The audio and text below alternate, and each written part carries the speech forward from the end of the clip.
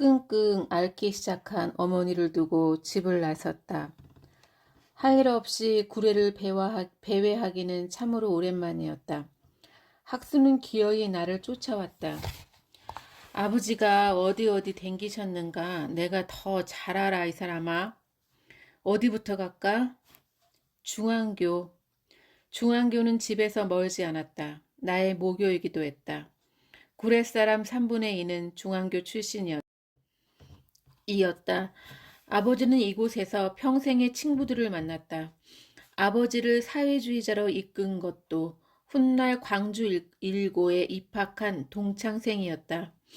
중앙교의 일본인 교장은 아무것도 배급받지 못한 자신의 가족에게 쌀을 선물한 아버지에게 일본의 패망이 코앞임을 알렸다. 그리고 학병을 피하라며 철도학교 가짜 졸업장을 만들어 주었다. 일본인 교장의 선의가 아버지의 삶에 득이 되었는지 실이 되었는지는 알 수 없다. 철도원이 된 뒤 아버지는 노조에 가입했고 사회주의자가 되었으니까 어차피 학병에 끌려갈 신세였다. 식민지 조선의 청년에게 장밋빛 미래 같은 건 존재하지 않았다. 선의의 결과와 상관없이 아버지는 단지 그들의 선의만을 믿었다. 불쑥 조용식이라는 이름이 떠올랐다. 아버지에게 사회주의를 전파한 청년 조용식은 입산 직후 어이없이 일찍 죽었다. 한때 아버지와 평양 유학을 꿈꾸기도 했던 친구였다. 사회주의자도 아니면서 사회주의자 제자를 끔찍히 아꼈던 소 선생도 아버지는 이곳 중앙교에서 만났다. 아버지가 경기고가 아니라 철도원의 길을 택해 못내 아쉬워했다던 소 선생은 훗날 아버지와 어머니를 소개했다. 덕분에 내가 태어날 수 있었다. 중앙교에서 만난 내가 모르는 인연들도 숱할 것이다. 실빗집 주인 같은 이곳의 인연들로 인해 아버지의 평생이 파란만장했고 풍성했다. 나는 작은 봉지에 나눠온 아버지의 유골을 한 줌 집어 손을 허공으로 들어 올렸다. 유골은 밀가루처럼 미끄럽지는 않았고 만지면 뽀득뽀득 소리가 날 것 같았다. 마침내 불어온 바람을 타고 뼈가루가 교정으로 날아갔다. 저 교정 어디선가 아버지는 첫사랑 동급생 여자애의 고무줄을 끊었다. 안 묻고 뿌릴란가? 뿔에 삐리랬다니까. 학수도 움켜진 손을 허공에 치켜들고 가만히 주먹을 풀었다. 바람은 일정하게 불지 않았다. 아버지의 유골은 이리로도 저리로도 날아가다가 어느 순간 사라졌다. 어디로 갔는지는 바람만이 알겠지. 어디로 갔든 아버지의 유골은 어딘가 내려앉아 무언가의 걸음이 될 것이었다. 문척 가는 길 양편으로 어른 키만큼 자라날 코스모스에게도 아버지의 유골이 내려앉기를. 우리는 차를 타고 반내골로 향했다. 지금은 아스팔트지만 아버지가 걸어서 중앙교 다니던 시절에는 돌투성이 신장로였다. 아버지는 매일 아침 저녁 그 길을 걸어 학교에 다녔다. 섬진강에서는 배를 타고 지금은 홍수를 피해 높다랗게 자리한 다리를 지나면서 나는 차창을 열고 유골을 한 줌 뿌렸다. 유골은 낱낱이 흩어졌지만 내 기억은 선명해졌다. 어느 홍수 끝 아버지와 내가 강변에 서 있다. 어릴 때 같은데 언제인지는 분명하지 않다. 누런 황토물이 방죽을 삼킬 듯 세차게 흐르고 있다. 이번에도 아버지의 무등 위다.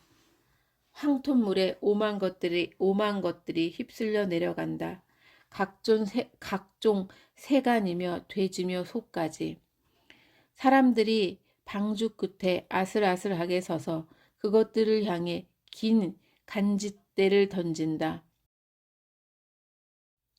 돼지 한 마리가 가까스로 간짓대에 매달린다. 그것도 살고자. 사람들이 탄성을 지른다. 돼지는 끝내 세찬 물살을 헤쳐나오지 못한다. 내가 비명을 지른다. 둥실둥실 떠내려가는 지붕에 누군가 매달려 있다. 아버지가 나를 내던지다시피 내려놓고는 방죽으로 내달린다. 아버지가 간짓대를 던진다. 강물은 아버지의 다른박질보다 빠르다. 그 길이로는 턱도 없다. 나는 둥실둥실 리듬을 타는 것처럼 보이는 초가지붕을 거기 매달려 누군가를 오래도록 보고 있다. 나는 운다. 오래도록 운다. 왜 우냐고 아버지가 묻는다. 뭐라 답했는지 기억나지 않는다. 아버지의 답만이 기억난다. 시상 더러운 것을 깨끗하니 치우는 것이 황토물이여. 황토물이 휩쓸고 지나가야 새 질이 열린단께. 섬진강은 그때에 비하면 실개천처럼 마른 상태였다. 댐이 생긴 뒤로 물이 현저히 줄었다. 있던 길도 막혀 강물이 썩어가는 중이다. 댐이 막아도 그마저 넘는 황토물이 언젠가는 생길 테지. 아버지의 유골이 강가 높은 바위 어딘가 딱 달라붙어 황토물 무시무시 넘실거리는 날, 그 황토물에 실려 새 길을 열어 젖히기를. 반내골까지 가는 동안 나는 간혹 창문을 열고 아버지의 유골을 조금씩 뿌렸다. 이 길 어디에 아버지의 어떤 기억이 남아 있는지 모르기 때문이었다. 일제강점기 시절에 아버지는 두 짐을 지고 이 길을 따라 나무를 팔러 다녔다. 한 짐만 지면 돈이 얼마 되지 않으니 두 짐을 진 것이다. 한 짐을 저만치 가져다 놓고 돌아와서 또 한 짐을 지고 그런 방식으로 8km를 16km를 걸어서.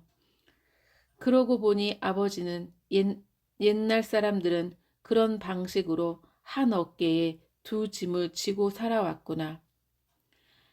작은 아버지나 나는 유약해서 혹은 세상이 좋아져서 한 어깨에 두 짐 못 지는 거라고 스스로 나자빠진 것은 아닐까? 문득 그런 생각이 들었다. 반내골은 조용했다.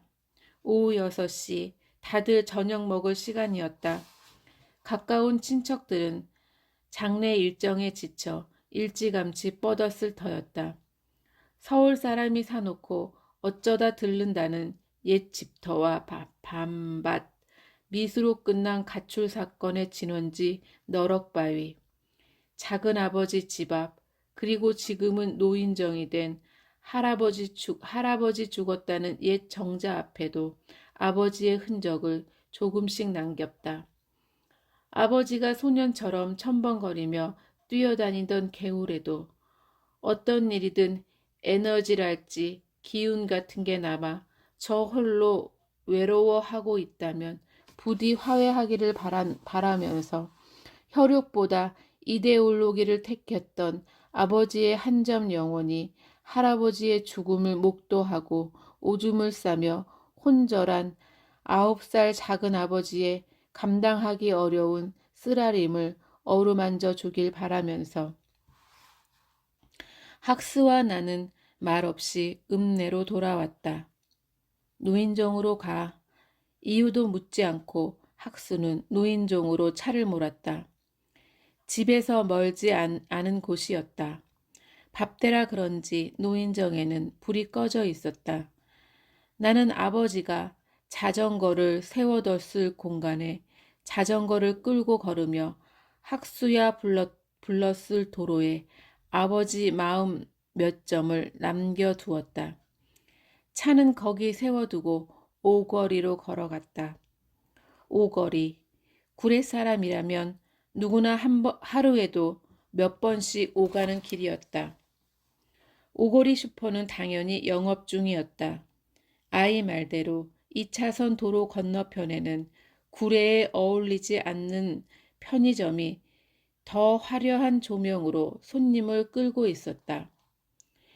멀리 지리산 고봉은 이미 어둠에 잠겼고 그 어둠이 스물스물 구례를 향해 내려오는 중이었다. 나는 오거리 슈퍼 앞에도 지나는 사람이 없는 틈을 타 유골을 조금 뿌렸다. 누군가 슈퍼 문을 열고 나왔다. 노란 머리 아이였다. 언니 맞네. 앞만 봐도 언니 같아서 나와봤는디. 술이 취한 듯 말이 술술 나왔다. 너도 할배 유골 뿌려볼래? 그거이 뭔디요? 할배 태우고 나온 뼈가루. 아이가 움찔하는 게 느껴졌다. 무리한 부탁이었다. 아직 죽음조차 받아들이기 어려운 아이인데. 안 해도 돼. 너 담배 태우다 할배 만난 데만 알려줄래? 아이가 말없이 앞장섰다.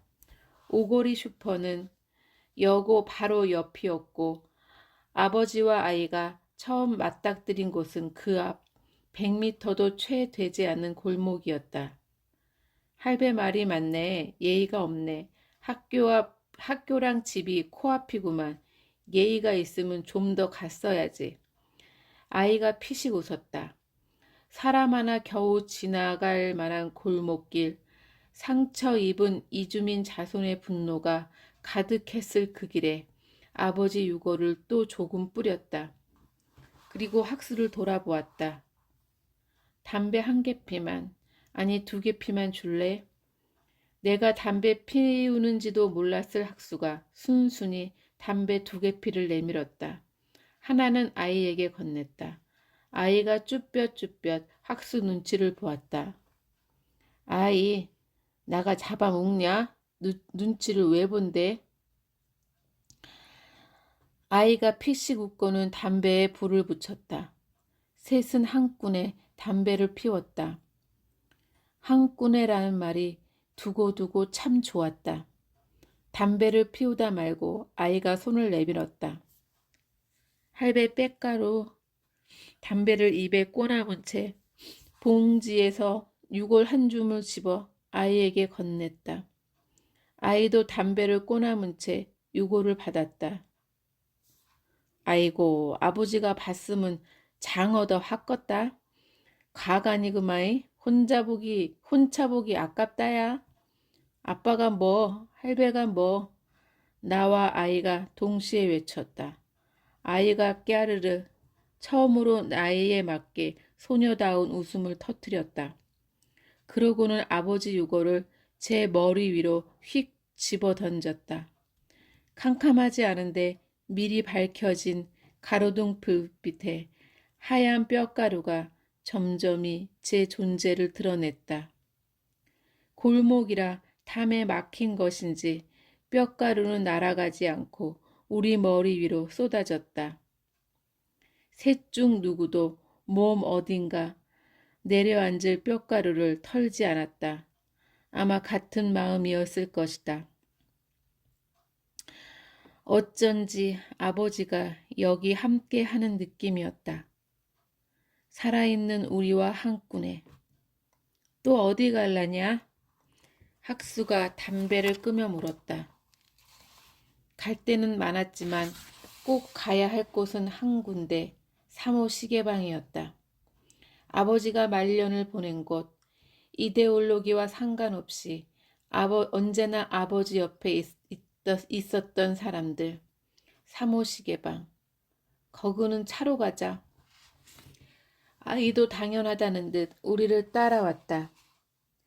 7시가 넘은 구례는 이미 가로등 불빛뿐 편의점을 제외한 모든 가게가 문을 닫은 상태였다.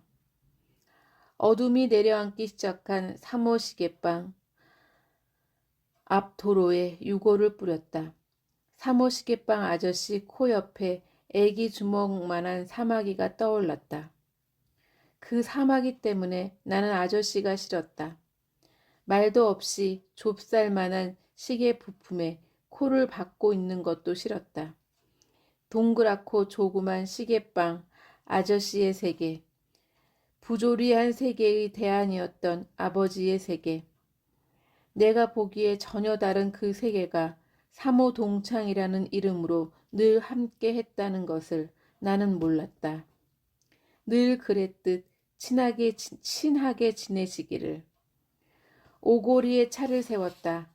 내리려던 아이가 뭔가를 보고는 내 손을 확 낚아챘다. 엉겹거려 내려 끌려간 곳은 오거리 슈퍼 맞은편, 편의점 맞은편, 오거리의 정중앙 하동댁 가게가 있던 자리였다. 낡은 함석집은 사라지고 새 건물이 들어섰지만 삼각형 가까운 이상한 모양새는 여전했다. 아이가 손을 내밀었다. 남은 유골은 한 줌도 되지 않았다. 아이는 그걸 내 손에 쥐어 주었다. 할배가 그랬는디 언니가 여기에서 성을 냈담서 할매가 아줌마 궁딩이 두들겠다고? 아무튼 아버지는 제 허물도 제 입으로 까는데 선수다. 그것도 이 어린아이를 상대로. 그때께 할배 맴이 요상 허드래. 아버지라는 거이 이런 건갑다. 사내 일습적보다 더 무섭더래. 경찰보담 군인보담 미군보담 더 무섭더래. 아버지 유골을 손에 쥔 채 나는 울었다. 아버지가 만들어준 이상한 인연들이 말없이 내 곁을 지켰다. 그들의 그림자가 점점 길어져 나를 감쌌다. 오래 손에 쥐고 있었던 탓인지 유골이 차츰 따스해졌다. 그게 나의 아버지, 빨치산 아닌 빨갱이도 아닌 나의 아버지.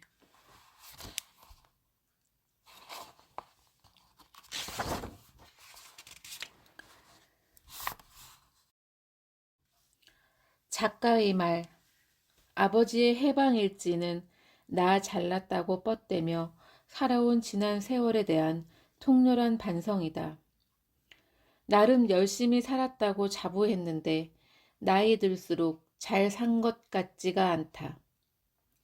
나는 오만했고 이기적이었으며 그래서 당연히 실수투성이었다. 신이 나를 젊은 날로 돌려보내준다 해도 나는 거부하겠다. 오만했던 청춘의 부끄러움을 감당할 자신이 없으므로.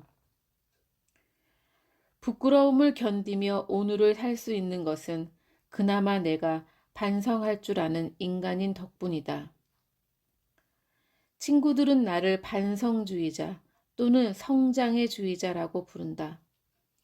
반성하고 성장하는 것이 내 특기라나 뭐라나. 잘하는 것이라곤 그 둘뿐이다.